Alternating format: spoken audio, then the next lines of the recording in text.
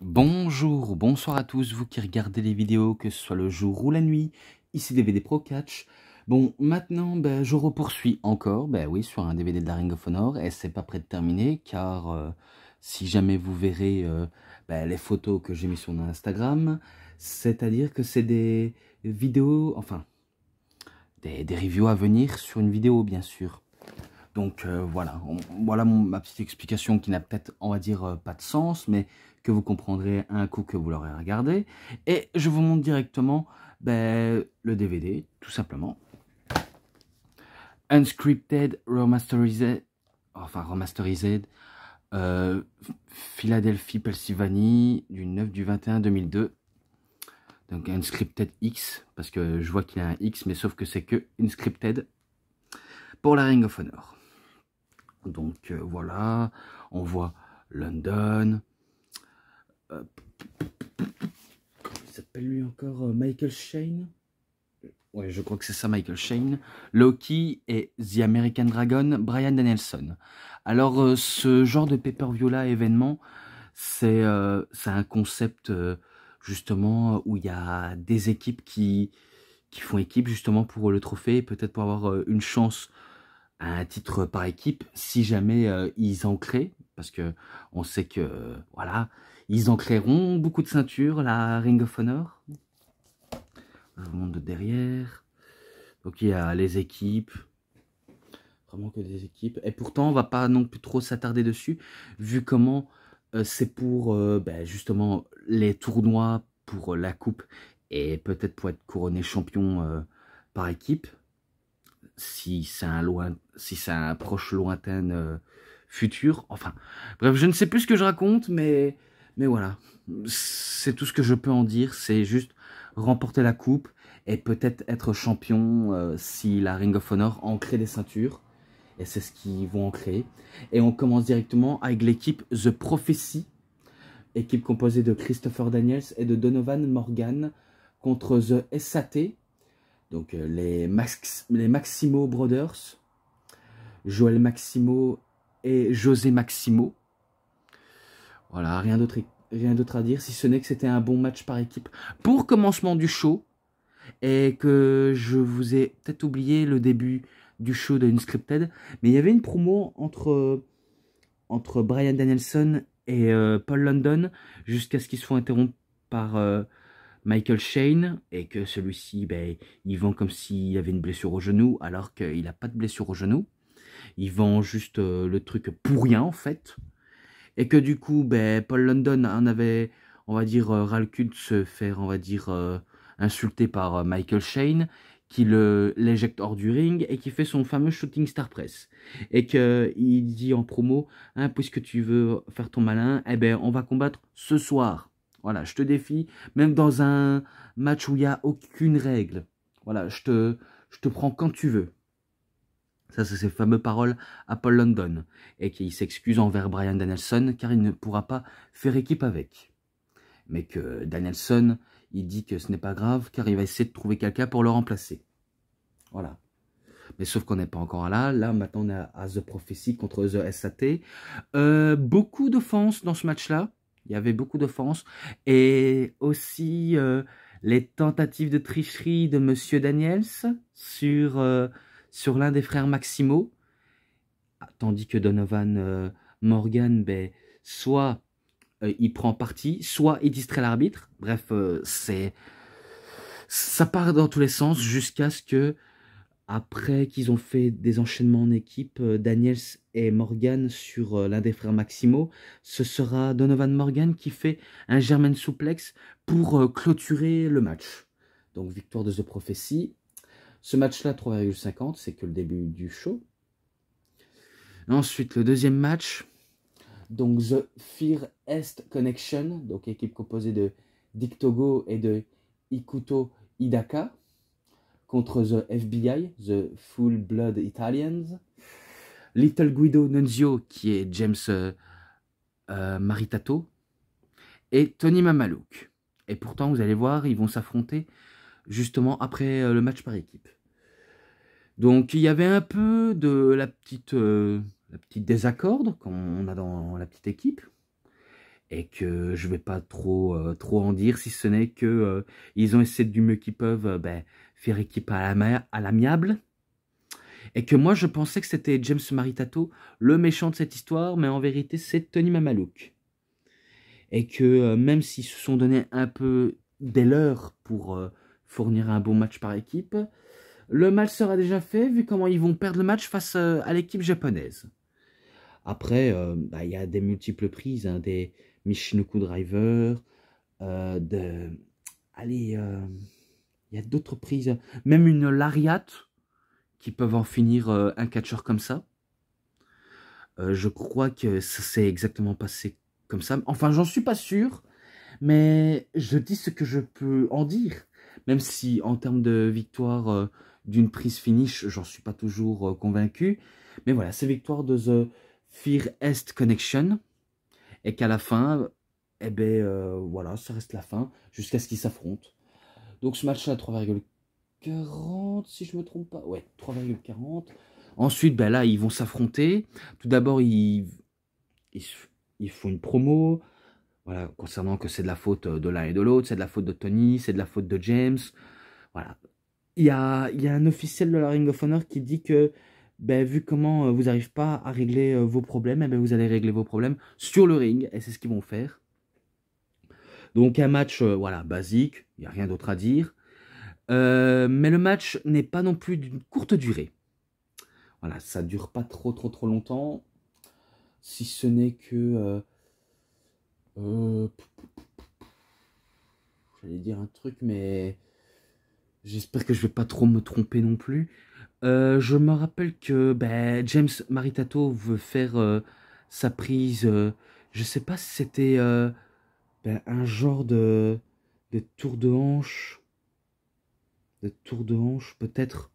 Mais qui pensait avoir la victoire et que il fait savoir à l'arbitre que c'est 3. Et bien vu comment il est en colère, il veut donner un coup de poing à l'arbitre, mais sauf que l'arbitre tourne la tête et ça permet à Mamaluke de faire un low blow et de faire un petit paquet pour la victoire. Donc en gros, Tony Mamaluke a volé la victoire. Et ce match-là à 3,5, je le mets ça. Et ensuite, encore un match par équipe de sérieux entre The American Dragon, Bryan Danielson, qui fait équipe avec Michael Modeste, qu'il a trouvé dans les vestiaires. Et du coup, ils affrontent The Diving Storm, donc Chris Divine et Keith Storm. Voilà, donc ça forme l'équipe de Keith Storm, enfin, The Diving Storm, quoi. Bons offenses et bon commencement de début avec du chain wrestling en technique, surtout. Parce que c'est vrai que le chain wrestling, je le mets pas beaucoup en pratique, et pourtant, ils font ça en pratique, le chain wrestling, comme c'est rare de la plupart du temps. Et après, quand ça passe du chain wrestling à du gros move, encore du gros move, et quelques petits nearfalls de la foule, vu comment même la foule n'était pas hyper nombreux, mais ils étaient là. Ils étaient là, y a aucun doute. Mais que même si The Diving Storm a vraiment tout tenté et tout fait pour remporter le match, ce sera American Dragon, Bryan Danielson et Michael Modeste qui remporte le match. Suite à... Attendez. Je crois qu'il y a eu un kick mélangé avec un... Allez, avec... Je dois sûrement me tromper, mais peut-être un Dead Valley Driver. Bref, je préfère pas y penser. De toute façon, c'est victoire de American Dragon et Modeste. Donc, ils sont dans la finale. Alors qu'il ne reste plus que l'équipe de The Prophecy à se qualifier. Et voilà, le reste, ça reste le reste. Et attendez. Normalement, on devait avoir un match entre Da Hit Squad, donc Mafia Dan Maf et Mustamak, contre The Natural Born Sinners, donc Homicide et Boogaloo. On devait avoir un match, mais il a fallu que Da Hit Squad attaque l'équipe de Homicide. Et du coup, vu comment ça s'attaque et que le match n'a pas eu lieu et n'a même pas encore commencé, ça a donné un match non lieu. Donc c'est plutôt un segment où il les agresse et qui ne veulent pas combattre. Dommage, vraiment dommage. Donc il y a aucun des deux qui remporte le match pour être dans ce fameux tournoi. Donc dommage, dommage. Mais bon, de toute façon, celui-là, je ne note pas, vu comment il n'y a pas de match, il y a pas de match prévu. Et après ça, The Prophecy, donc Daniels et Morgan, contre The Fair East Connection, donc Dick Togo et Ikuto Hidaka. Encore, ça joue dans l'offense, et aussi, ça joue beaucoup dans la stratégie, surtout du côté de Daniels, vu comment il veut penser stratégique. Et même s'il a préféré on va dire, un tout petit peu tricher, ou essayer de tricher, que devrais-je dire, pour parvenir à ses fins, il a vraiment tout tenté. Il a vraiment tout tenté. J'ai remarqué ça quand je regardais ce DVD, même si j'en pense pas toujours moins. J'avance plus loin dans le match. Il y a eu des multiples prises. Même à chaque fois, on pensait que c'était terminé, mais non, ce n'est toujours pas terminé. Jusqu'à ce que y a Morgan qui fout une droite à l'un des Fear East Connection et qu'il essaie de distraire l'arbitre, tandis que Daniels lui fait un étranglement des yeux, suivi d'un low blow, et qui fait un genre de urinagi pour faire son best moonsault ever, et qui remporte le match grâce à ça. Donc voilà, ce match-là, 3,60. Le match, je ne l'avais pas dit, entre The Diving Storm et American Dragon, modeste, c'est un 3,60 aussi. Je pense que je l'ai déjà dit, ou peut-être pas. Faudrait que je vérifie, mais voilà quoi.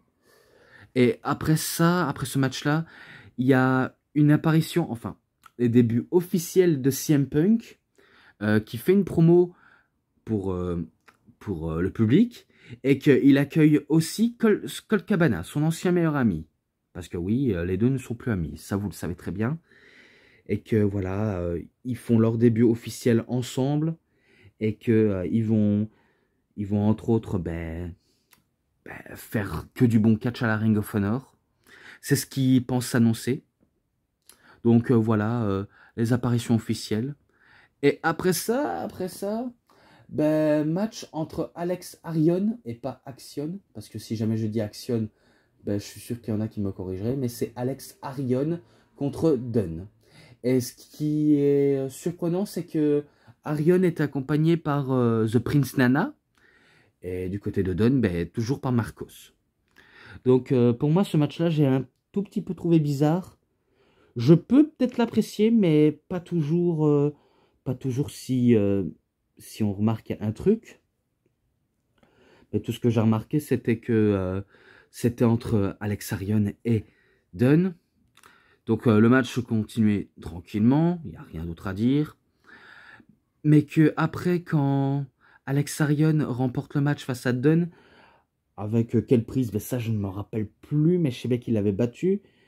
Jusqu'à ce que Prince Nana arrive et veut allumer Marcos. Voilà, il est prêt à se battre. Donc je me suis dit, mais en fait, qu'est-ce qu'il fout en fait?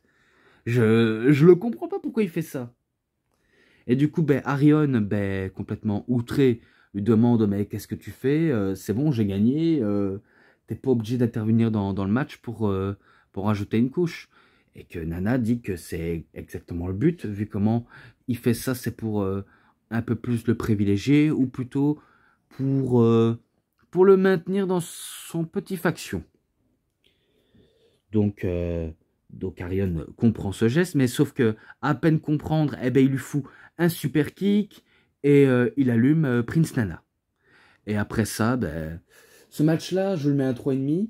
Et après ça, il y a The Christopher Street Connection, donc l'équipe des deux gays qui viennent pour réconforter Prince Nana, lui donner un peu d'amour. Oh, qu'est-ce que c'est mignon. Donc, essaie de le réveiller, d'essayer de l'embrasser, mais sauf que Nana veut pas. Donc, il veut pas se faire embrasser, vu comment il veut pas du tout, il veut pas du tout. C'est tout ce que je peux dire, il veut pas du tout. Et qu'après ça, il se tape une promo contre Dunne et Marcos avec leurs deux manageuses. Je crois que c'est ça. Et il y a...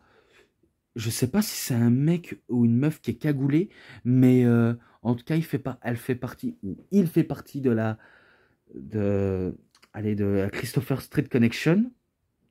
Et qu'après, je me rappelle qu'ils s'embrassent et qu'ils se font un low blow par la part des Faces. Et même le gars, il va en avoir pour son grade, celui qui est cagoulé ou alors peut-être une meuf. Vu comment il a une dégaine d'un meuf, mais cagoulé comme un mec. Bref, c'est assez dur à comprendre. Vraiment très très dur. Donc, voilà. Tout simplement une promo de passage. Peut-être que dans ça, je pourrais faire segment... Enfin, les matchs, les segments promo et l'ensemble. Pourquoi pas? Vu comment ça fait un bon petit moment que je ne l'ai plus fait. Mais je pourrais le faire. Donc voilà, je passe pour ça, pour ce segment-là. Maintenant, ben, match sérieux pour le titre du monde de la Ring of Honor. Xavier contre Low-Ki. Donc, vu comment Xavier l'avait vu à l'œuvre Low-Ki pendant qu'il défendait son titre, eh ben, il voulait le défier pour le titre. Un truc que Low-Ki accepte. Et que voilà comment le match a eu lieu entre les deux hommes. Donc, au début, le match, ça commençait tranquillement. Voilà, des bons enchaînements du côté Chain Wrestling et j'en passe. Et après, tout le relais acrobatique et façon catchesque, moitié catcheur et moitié moine Shaolin de la part de Low-Ki. Alors que du côté, on a ben, la puissance brute de Xavier. Tout simplement que la puissance brute. Et que après, plus loin dans le match, eh ben, il y a Daniels qui arrive. Il arrive pour voir le match. Et c'est pas plutôt pour encourager Low-Ki, mais peut-être pour essayer de convaincre Xavier de le rejoindre dans sa petite faction de The Prophecy. Peut-être. Mais il aura tout fait pour amadouer. Hein, vraiment tout fait. Donc après, tic, tic, tic, tac, tac, tac, des enchaînements, prise, coup pour coup, jusqu'à ce que ça va à l'extérieur et que Low-Ki, ben, il veut allumer Daniels. Mais c'est là où Xavier, ben, il allume pour de vrai Low-Ki et qui s'associe pour de vrai avec Christopher Daniels. Et c'est là où ils ont trouvé un, un genre de piquet ou un gros bar de fer qui est allé... qui a été planté dans le ciment dur. Donc ils mettent sur le beat de Low-Ki.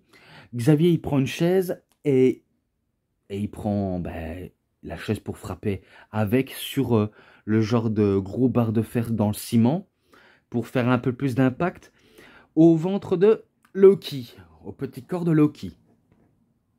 Et que après ben, il monte sous le ring et la foule ben, le siffle, le hue en disant qu'il s'est vendu.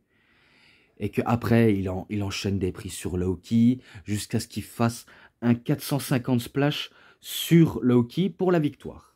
Donc, il devient le nouveau champion du monde de la Ring of Honor. Je crois que c'est le premier noir américain à devenir champion du monde de la Ring of Honor, si je m'abuse. Mais en tout cas, il a été champion. C'est sûr, il a été champion. Et qu'après, on sait qu'il affrontera Samoa Joe et qu'il perd face à Samoa Joe. Samoa Joe, que je crois qu'il était là ou pas encore là, je pense. Je peux me tromper, mais voilà, il s'est passé tellement de trucs, hein, je peux pas vous en dire plus. Donc ce match-là, 3,90 ou 3,90 si vous préférez. Voilà, voilà. Donc après, ben, encore un autre match entre deux Japonais qui s'affrontent. Takao Omori contre Sonny Siaki. Donc voilà, match que j'ai vraiment rien d'autre à dire, si ce n'est que c'était ben, du bon puroresu, du bon catch puroresu. Et que à la fin, ben, je vais directement spoiler le vainqueur. C'est Takao Omori qui bat Sonny Siaki directement.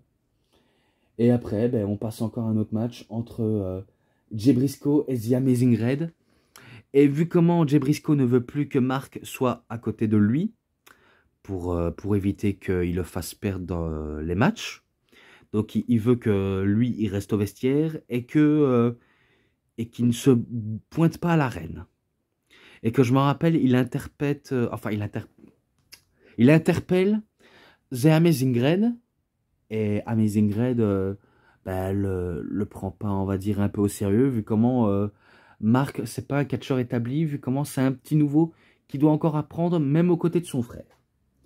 Et que le dit, ouais, de toute façon, mon frère, il va te faire du sale, il va te faire la hagla, comme certains musulmans aimeraient dire, mais sauf que là, ils ne sont pas musulmans, c'est moi qui en rajoute un truc d'assez spécial. Et il dit, ah oui, il va me donner une raclée, eh ben, très bien, ben, moi je vais te foutre une raclée, vu comment il ne saura rien. Donc il le pousse près de la porte des vestiaires, pour que Red, il fait son entrée.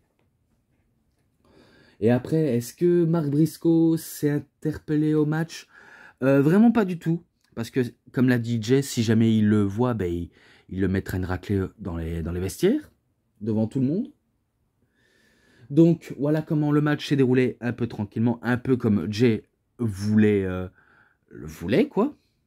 Il voulait que le match se déroulait comme il voulait prédire.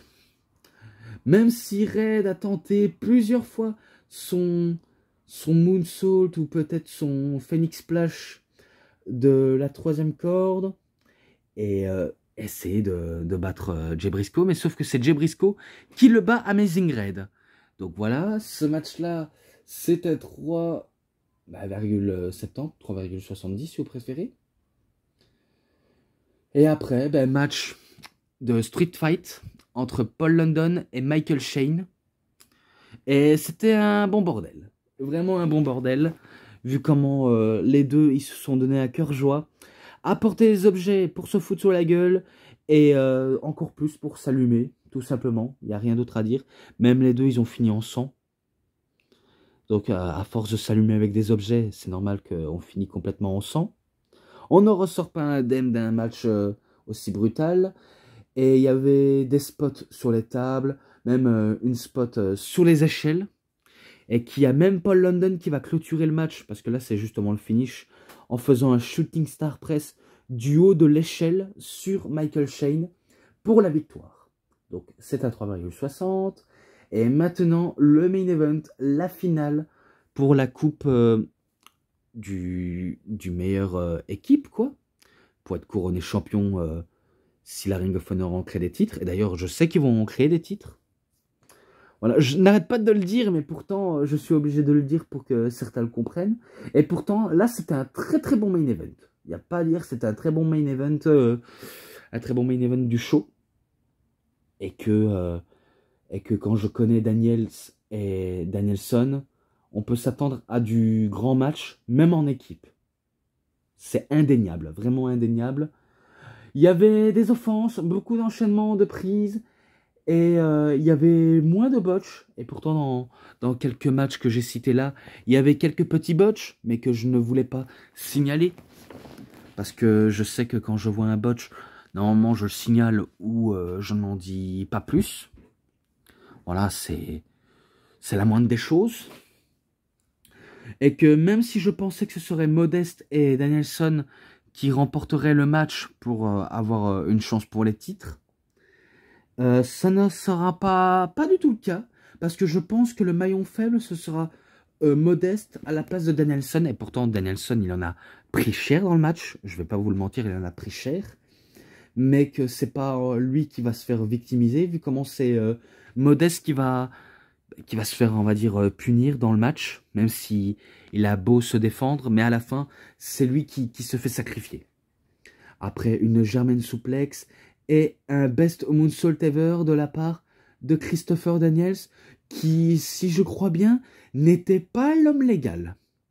Je crois que c'était pas lui l'homme légal, vu comment l'homme légal c'était Donovan Morgan.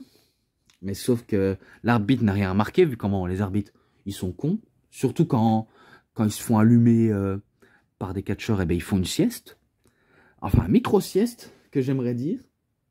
Mais que voilà, c'est l'équipe de The Prophecy qui remporte le match après que Donovan Morgan s'est occupé de American Dragon. Donc il s'en est occupé de lui pour que Daniels finisse le travail. Et du coup, ben, c'est victoire de The Prophecy qui remporte la coupe et que bientôt, ils auront leur ceinture. Mais sauf que les Face, ils veulent attaquer les Heels.